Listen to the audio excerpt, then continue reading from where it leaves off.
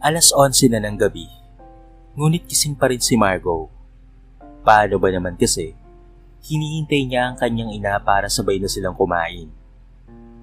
Isa kasi itong gwardiya sa isang factory company at palaging gabi na kung umuwi ito. Kanina pa siya nakapagluto ng kanilang hapunan noong nakauwi siya galing sa eskwelahan.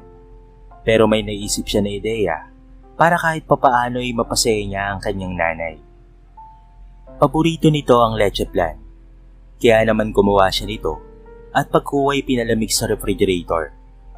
Tamang-tama naman sapagkat may 2 oras pa bago ito makauwi. Ang ina niya na lamang kasi ang kasakasama niya sa buhay dahil ang kanyang ama ay matagal na silang iniwan at sumama sa ibang babae. At dahil galit na ang inay nito, kahit kailan ay hindi nito pinapatapak pa sa kanilang tahanan ng kanyang ama. Samantala sa pagsapit ng hating gabi, ay nakauwi na nga si Aling Rachel. Kaya takang-taka ito nang malaman na hindi pa pala siya kumakain. "Oh anak, bakit hindi ka pa kumakain? Napuyat ka na nga sa kakaintay sa akin eh, tapos nagpapalipas ka pa ng gutom." Bigla namang napangiti si Margo habang nagsasabi ng, "Mawag na po kayong mag-alala pa. Nang uwian kasi namin kanina, ay dumiretso ako sa bahay ng kaibigan ko na nagsiselebrate ng kanyang debut. Marami po akong nakain doon, ma. Ang akin lang po ngayon ay gusto ko pong makasalo kayo sa pagkain." Dahil dito ay natuwa ang ginang. "O siya, sige na. Magbibihis na muna ako at pagkatapos isabay na tayong kumain." Napatango na lamang si Margo. Hindi niya may paliwanag ang kaligayahan ng sandaling iyon sapagkat napaka-espesyal para sa kanya ng oras na iyon. Paano ba naman kasi, madalas siyang nauunang kumain dahil sa gutom. Sa pagkakataon lang na iyon nangyari na muli silang magkakasalo sa pagkain sapagkat silang dalawa na lamang ang magkasama at napakasaya niya na sa mga ganitong sandali. Nang matapos nang makapagbihis ang ina niya, ay agad niyang ipinakita ang gawa niyang leche flan. Kaya naman pinagsaluhan rin nila iyon at napuri pa nga siya ni Aling Rachel na napakahusay niya raw sa paggawa nito. Pero dumating ang hindi inaasahan. Paano ba naman kasi ay sinugod sila ng kabit ng ama nito? Anito, dapat raw ay magbigay ng pera si Aling Rachel dahil may karamdaman na raw ngayon si Mang Joel. Kaya may naging supalpal si Aling Rachel sa babaeng ito na umagaw sa kanyang asawa. "Bakit pa humihingi ka pa ha? Nasa piling mo naman na yung lalaking yon. Kung sino man ang dapat na magpagamot roon, ay walang iba kung hindi ikaw. Natural, ikaw ang legal wife. Kaya natural lang na ikaw ang may pananagutan sa asawa mo." Palaban na tugon nito. Kaya naman sa labis na inis ni Aling Rachel, ay nilapitan niya ito at sinampal ng malutong sa pisngi. "Matapos mong agawin sa akin ang mister ko, at nang magkasakit, ako pa yung paobligahin mo? Ang kapal rin naman ng apog mo no? Nasa iyo na siya, kaya ikaw na ang gumawa ng paraan. Bakit ka nanampal? Akala mo ikaw lang ang marunong manampal Pwes, ako naman." Nasa aktong gaganti na sana ito nang humarang si Margo. Pinigilan niya ang dalawa kaya naman hindi na sila nagkapang-abot pa at no choice na rin ng babae kung hindi ang umalis na lamang sa kanilang pamamahay. Pero bago iyon ay nagbanta ito sa kanila. "Sa oras na may mangyaring masama kay Joel, ay kayo ang sisisihin ko." Kaya naman umalis na ito at hindi nilang nila iyon pinatulan. Nakita ni Margo na namumula sa galit ang kanyang ina, kaya't kumuha siya ng tubig upang ito ay painumin. "Grabe ma, ang kapal na mukha ng babaeng yun Sambit niya rito habang iniabot ang isang baso ng tubig. "Oo nga anak pero sa palagay ko, wala namang sakit ang tatay mo. Parehas lang naman natin siyang kilala na mabisyo yung tao na yon. Siguro ay nawala na siya ng trabaho, kaya ang inaasahan na lamang nila ay walang iba kung hindi ako. Bakit ba kasi mangangabit lang rin naman? Doon pa sa tatay mo. Doon pa sa taong walang hanap buhay at walang kwenta."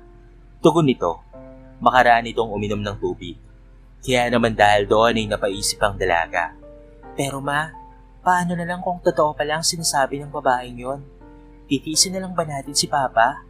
Alam kong napakalaki ng atraso ni Papa sa inyo. Hindi siya naging tapat sa atin, ma. Pero sa tingin ko, bigyan na lang natin siya ng konsiderasyon. Dahil hindi magbabago, na siya pa rin po ang tatay ko at minsan rin po naging bahagi ng buhay mo, ma. Isang mahabang buntong hininga na lamang ang pinakawala ng ginang. Madaling sabihin yan, anak, dahil hindi naman ikaw ang naloko pagdating sa usapang pag-ibig. At kung talagang mahal siya ni Shera na yon, ito na ang dapat na gumawa ng paraan. Hindi ko naman mapipigilan ang tadhana na turuan ng leksyon ng tatay mo, anak. Ramdam ni Margo ang tindi ng sama ng loob nito. Kaya naman hindi niya na ito pinilit pa. Batid naman niya kung saan nakatira ang ama. Kaya't makikibalita na lamang siya sa tunay nitong kalagayan. Hanggang sa malaman niya na niloloko lamang pala sila. Paano ba naman kasi? Ay nabalitaan niya na tama nga ang hinala ng kanyang ina. Nawala na nga ito ng trabaho at panay pa ang pag-inom ng alak. Kaya hindi na siya magtataka pa kung bakit sa kanila pa ito huhutot ng pera.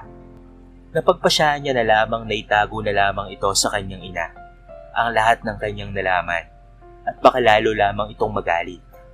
Natatakot pa naman siya sa magiging kahihinatnan lalo na't high blood ito. Maski nga rin siya nang madiskubre iyon, ay pikon na pikon talaga siya para sa ama. Paano ba naman kasi? Kinain niya yung mga sinabi noong nakaraan. Mukhang tama lang naman talaga ang naging desisyon ng kanyang ina. Kaya't nangako siya na sa oras na dumating ulit si Aling Shera, ay talaga namang ipagtatabuhin niya na ito at kung maaari isasampalin pa. Sino ba naman kasing hindi maiinis kapag nalaman na ikaw ay pinaglololoko lamang at magkasabwat lamang pala ang mga ito. At dumating nga ang araw na iyon kung saan ay muling lulusob si Aling Shera. Ang sinabi ulit nitong kasinungalingan ay malala na raw ang kalagayan ni Mang Joel. Himala na lamang raw ang magpapagaling rito. Kaya naman tinawanan na lamang ito ni Margo habang nagsasabi ng, "Anong himala na lang ang magpapagaling sa kanya? Balita ako, wala na raw trabaho si Papa at panay pa ang pag-inom pero malakas na malakas pa naman raw siya." Dahil sa narinig, ay biglang nanlaki ang mga mata ni Aling Rachel. "Totoo ba yung mga sinabi mo, anak? Wala na siyang trabaho kaya sa atin na lamang siya umuhuthot?" "Opo, ma. Ganun na nga po." Kaya naman sumama ang tingin nito kay Aling Shera. Lumapit ito sa ginang at tinulak ito papalabas ng pintuan at sinarado ito. "Mga manloloko sila. Kaya tama lang na magsama sila ng papa mo, anak." Nanggagaliiting sa ni Aling Rachel.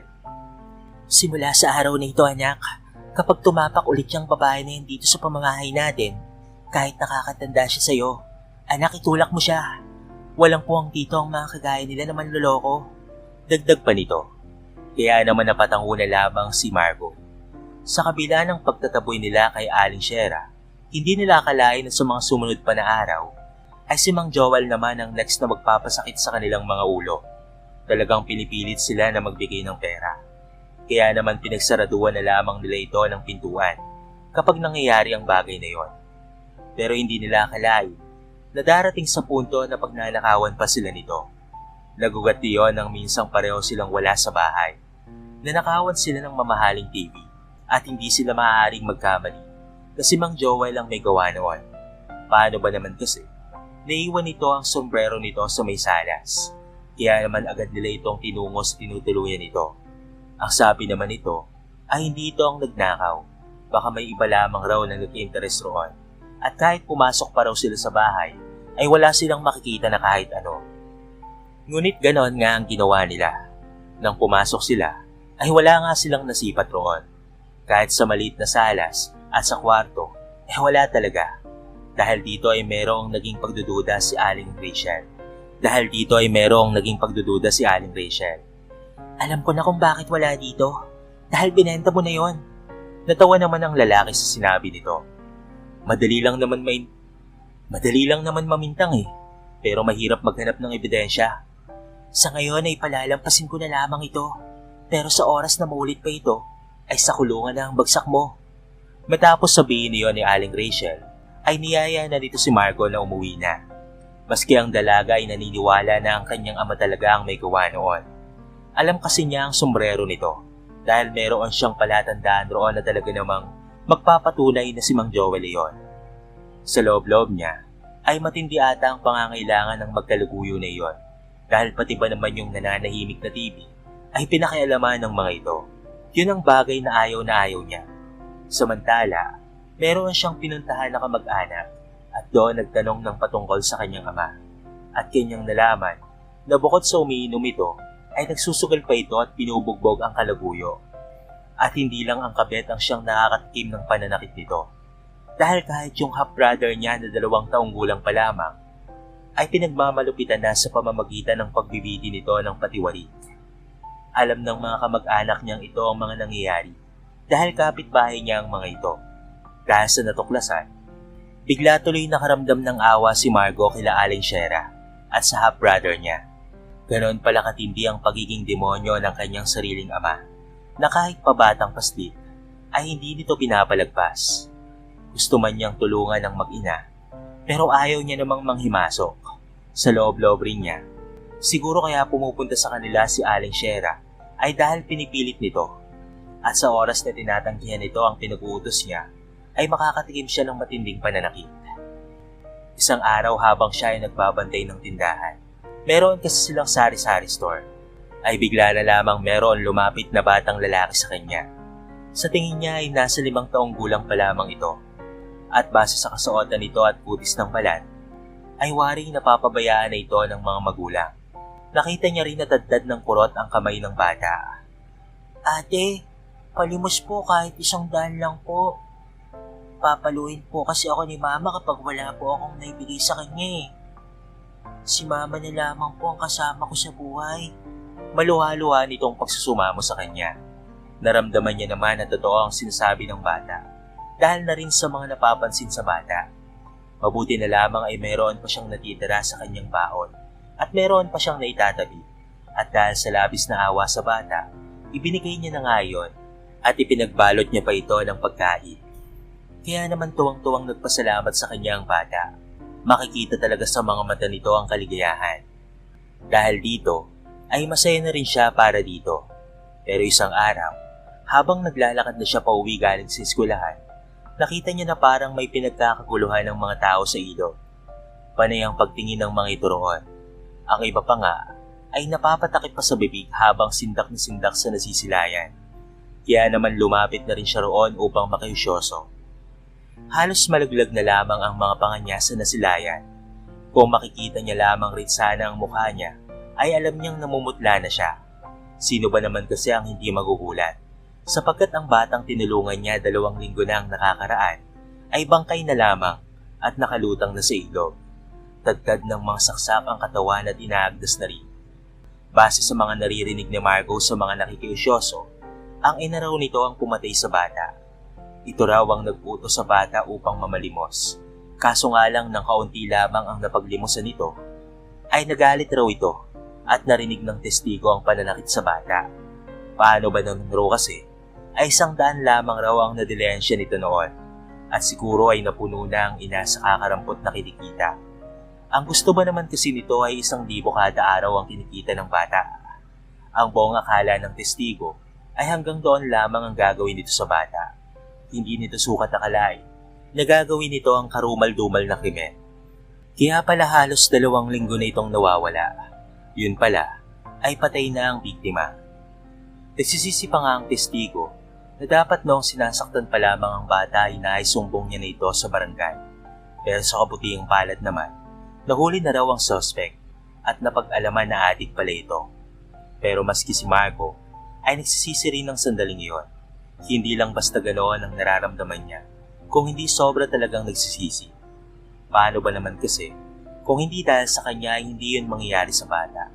Kung ginawa niya lang sanang 1,000 ang binigay niya, ay walang masamang mangyayari rito. Agad na siyang umuwi habang shock na shock pa rin siya sa mga nakita. Dahil kahit gustuin man niya, wala naman siyang sapat na pera para ibigay dito. Kaya naman nang nasa kanila na siya, ay natanong siya ng ina kung bakit ganoon na lamang ang itsura niya. Sa mga sandali kasi na iyon, ay day off ni Aling Rachel. Mga ilang minuto pa na hindi nakasagot si Margo, bago siya tuluyang makapagsalita. "Paano ba naman kasi ma? Yung bata na tinulungan ko noong nakaraan, natagpo ang patay sa ilog at lulutang-lutang pa roon. Pinatay siya ng sarili niyang ina." Sambit niya rito at ikinuwento pa ang ibang detalye. Maging ito ay nagulat ng mabalitaan niyon. Pero pinakalma siya nito habang nagsasabi ng, "Wala kang kasalanan roon anak. Hanggang doon na lamang talaga ang buhay ng bata. Siya nga pala, may nabasa ako na libro noong dalaga pa lang ako. Ang sabi roon ay kung masasagip mo man ang buhay ng isang tao na malapit ng mamatay, hindi pa rin ito matatakasan ng kanyang kamatayan. Dahil simula pa ng ipinanganak ang isang tao, ay nakatakda na talaga kung hanggang kailan na lamang magtatagal sa mundo. Kaya wag mo nang sisihin ang sarili mo, anak. Saka isa pa, wala ka namang 1,000 na may bibigay sa batang yon. Kaya naman hindi mo kasalanan yun, anak. Dahil sa narinig sa kanyang ina, ay napatango na lamang siya. At tama rin naman ang mga binabanggit nito. Kaya kahit papaano ay natanggap niya na wala siyang kasalanan roon. Umatenda lamang siya ng burol ng batang iyon at nakilala niya ang pangalan nito. At ito ay si Jonathan. Ang mga tiyahin at tiyuhin na lamang nito ang nag-aasikaso sa lamay. At maya-maya pa ay merong lumapit sa kanya na may edad na lalaki. Alam kong hindi ka namin kamag-anak, pero nakita ko ang buong puso mong pagsisimpatya sa amin, kaya tinayaan na lamang kita. Dahil dito, ay napapuna siya ng luha at magpapaalam na sana siya rito. Ang rason niya, kaya hindi siya nakapunta kahapon, ay dahil may pasok pa siya sa eskwelahan. Humingi siya ng pasensya at aktong aalis na sana nang bigla siya nitong pinigilan. Sandali, iha. Ang isa pang dahilan kung bakit inayaan lang kita na makiburol ngayon ay dahil pamilyar ka sa kwento sa akin ni Jonathan. Ikaw ba ang tumulong sa kanya at nagbigay ng pera at lugaw? Dahil sa narinig, ay napahinto si Margo. Opo, ako nga po yun. Papaano niyo po ako nakilala? Kayong sa kwento niyo lamang po ako narinig. Dahil dito ay napangiti ang hindi katandaang lalaki. Kung hindi mo lang alam, iha, magaling magsalarawan ng pamangking ko na yon. Ang sabi niya raw, kulot ang buhok mo, morena, at matangos ang ilong, at napakaganda pa. Huwag ka na munang umalis, iha. Magkwentuhan muna tayo. Kung gusto mong magtimpla ng kape, ay magtimpla ka na. At may tinapay pa dyan. At maraming salamat pala sa kabutihan mo sa pamangkin ko, ha. Dahil gutom na rin ang sandaling iyon si Margo, ay ganoon na nga ang ginawa niya. Nagtimpla siya ng kape at kumuha ng tinapay at lumapit sa lalaking ito. Pasensya na po kung 100 lang po ang naiabot ko kay Jonathan, ha. Estudyante pa lamang po kasi ako eh. Sambit niya rito. Naku, wala yan, iha. Naunawaan naman kita. Sadyang malupit lang talaga ang ina ng pamangkin ko. Siya nga pala, anong pangalan mo, iha? Ako nga pala si Adolfo. Marco po ang pangalan ko. Ngiting tugon niya rito. Alam mo, iha, yung kapatid kong si Lani ay gumagamit ng ipinagbabawal na gamot. Minsan na rin siyang naparehab at ang buong akala namin ay magbabago na.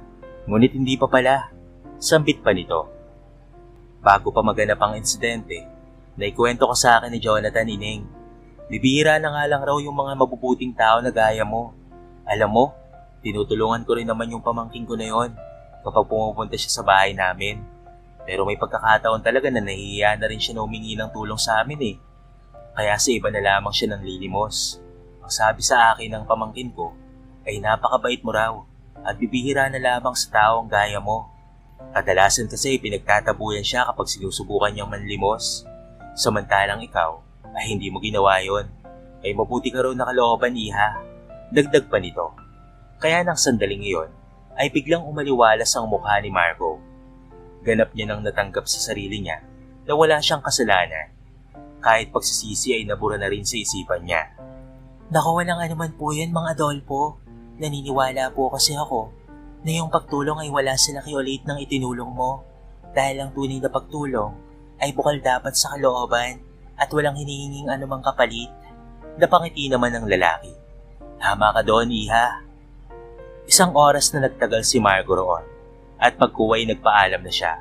Nangako na lamang siya kay Mang Adolfo na ipagdarasal ang kaluluwa ni Jonathan. Pagkatapos nito ay dumiretso na siya sa kanilang tahanan at siya ay nagpahinga na. Sa sumunod na araw, muling lumapit sa kanila si Aling Shira. Sasampalin ulit sana ito ni Aling Rachel, ngunit nag-iba na ang pakikitungo nito sa kanya. Kung noong nakaraan, napakakapal ng mukha nito at may gana pa siyang obligahin sa pagpapagamot sa asawa niya, kahit hindi naman pala ito totoo. Ngayon ay malumanay na itong nagsasalita at humingi pa ito ng tulong sa kanila. Pasensya na po talaga kayo, ate. kung inagaw ko po sa inyo si Joel. Pero pinagsisihan ko na po ang lahat ng iyon. Ang bumalik sa akin na karma ay ang araw-araw niyo pong pananakit sa akin. Kapag hindi ako nakakadilihensya, nadadamay na rin po yung anak ko at lagi niyang binibitin pati warik. Kaya nagsusumama ako sa inyo, ate. Sana po ay bigyan niyo po ako kahit na 500 lamang po para may pambili po siya ng alak at pangsugal. Please po, dahil sasaktan niya na naman kami. Humahagulgol na sambit nito. Saglit namang natahimik si Aling Rachel. Tinitigan nito na may pagkaawa ang babae hanggang sa isang sandali lang ay kinausap niya na ito. Kaya pala napapansin ko na sa tuwing pumupunta ka rito ay may pasaka sa ilalim ng bibig. Ang buong akala ko nga ay sa ibang dahilan mo lamang yan nakuha. Yun pala ay sa mga kamay ni Joel at nadadamay pa pala ang anak mo. Bakit nananakit na si Joel ngayon? Samantalang sa akin ay hindi niya naman ako ginaganyan dati. Bigla naman ang pagsagot ni Aling Shera. Yun ay dahil pinikot ko lamang po siya, ate. At higit kong naibibigay ang mga pangangailangan niya. Kaya siya sumama sa akin. Pero ang totoo, ikaw pa rin po ang mahal niya. Hindi niya mapatawad ang kanyang sarili sa pangangaliwa sa iyo. Kaya sa aming mag-ina ibinubuntong ang galit niya sa kanyang sarili. Saka ate, meron pa akong isang ipagtatapat sa iyo. Sige, ano yun, Shera? Ako po yung nagnakaw ng telebisyon. Sinamantala ko pong wala kayo. Kahit nakapangloob ako rito. Kahit patawarin niyo po sana ako, ate. Nagawa ko lang naman po yun. Dahil bubugbugin na naman ako ni Joel at pati na rin ang anak ko. Kaya ako po nagawa ang ganoong mga bagay. Patuloy sa pag-iyak si Aling Shera. Mas bata ito sa kanya ng 10 taon. Imbes na magalit, ay bigla namang lumambot ang puso ni Aling Rachel. At mali ang ginawa nito lalo na't napeperwisyo rin sila. Pero nakikita niya naman ang pagmamahal nito sa anak para lang hindi ito madamay. Tumayo ka na dyan. Huwag ka nang lumuhod sa harapan ko dahil hindi ako perpekto at nakakagawa rin ako ng mali. Hindi ako Diyos para hatulan ka. O at aminin ko na gustong gusto kitang pagsasampalin at sabunot-sabunutan ngayon. Pero ang sitwasyon niyo muna ng anak mo ang unahin ko. Kahit samahan mo ako sa women's desk para masampahan siya ng kaso ng violence against women and children para hindi na maulit pa ang pananakit niya sa'yo. Sambit ni Aling Rachel. Sumang-ayon naman dito si Margo at ang sabi, yun nga ang dapat na gawin dahil baka magayan sila kay Jonathan na pinatay dahil sa hindi nagbibigay ng pera. Kaya naman napayakap na lamang si Aling Shera sa dalawa at buong puso itong nagpasalamat.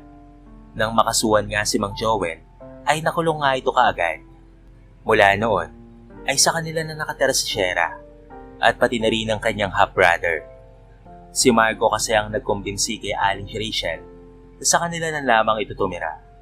Hindi naman sila nagsisisi sa ginawa dahil napakabait naman pala ng mga ito. At dito nila nalaman na nakapagtapos pala ng pag-aaral itong si Shera.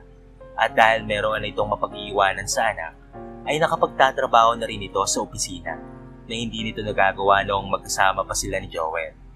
Samantalang si Aling Rachel naman ay pinahintunan nito sa pagtatrabaho at ngayon ay tagapag-alaga na lamang ng anak nitong si Mike. Si Shera na rin ang nagpapaaral kay Marco hanggang sa siya ay nakapagtapos at naging profesional. Dito na pagtanto ni Marco na kapag nagtanim kasi yung kapwa ng kabutihan at kapag pinatawad mo na ito sa mga naging kasalanan laban sa iyo, ang kapalaran lang mag-aabot sa iyo ng isang napakagandang suri, gaya ng kanilang natatamasa sa ngayon. Sa kwentong ito ay marami tayong mapupulot na aral. Isa na nga dyan, ay wag na wag kang kakabit sa taong may asawa na. Sapagkat una sa lahat ay bawal ito sa batas ng Diyos at bawal rin sa batas ng tao. Ang malala pa ay maaari kang makasira ng buhay ng iba at makawasak ng isang pamilya. At baka dumating ang araw, ay pagsisiyan mo rin ang lahat ng ito sa uli. Kayo mga kabarangay, anong aral ang napulot nyo sa ating kwento sa araw na ito? I-comment nyo naman sa baba ang inyong mga reaksyon at babasahin natin ang lahat ng yan. Hanggang sa muli mga kabarangay, thank you so much and peace out.